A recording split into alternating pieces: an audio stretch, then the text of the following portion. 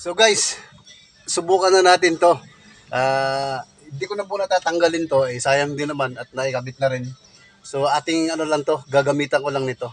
Titingnan ko lang kung talagang tatalab nga siya. Kasi uunat ito siya pagka natira ng heat gun.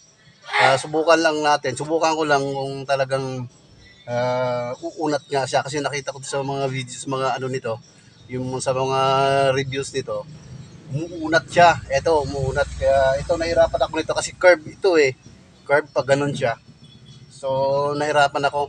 So, talagang kahit anong gawin kong padikit uli sa kanya, talagang makalas. So, ito, subukan ko lang nito.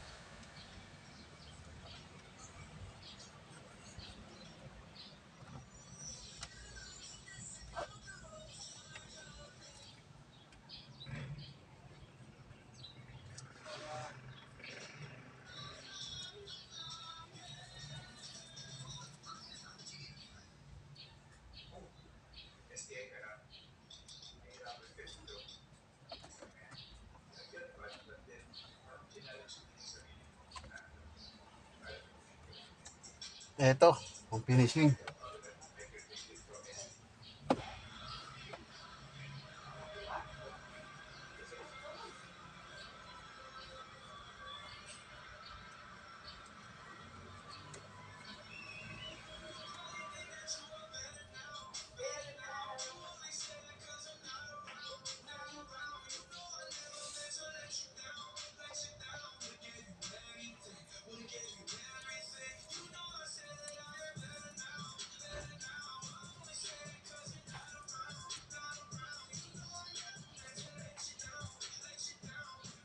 Tanggalin ko lang tong ano, ah, tawag nito, yung parang pinantapal ko dito sa may bandang dito kasi nahirapan talaga ako hindi ko na lang din tanggalin.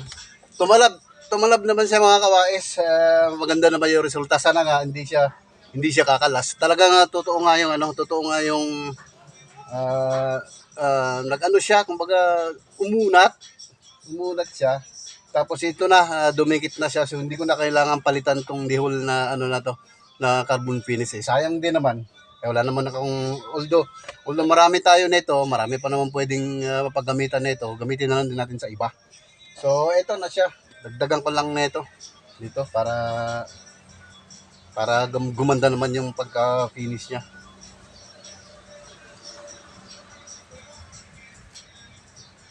Ay, what the F?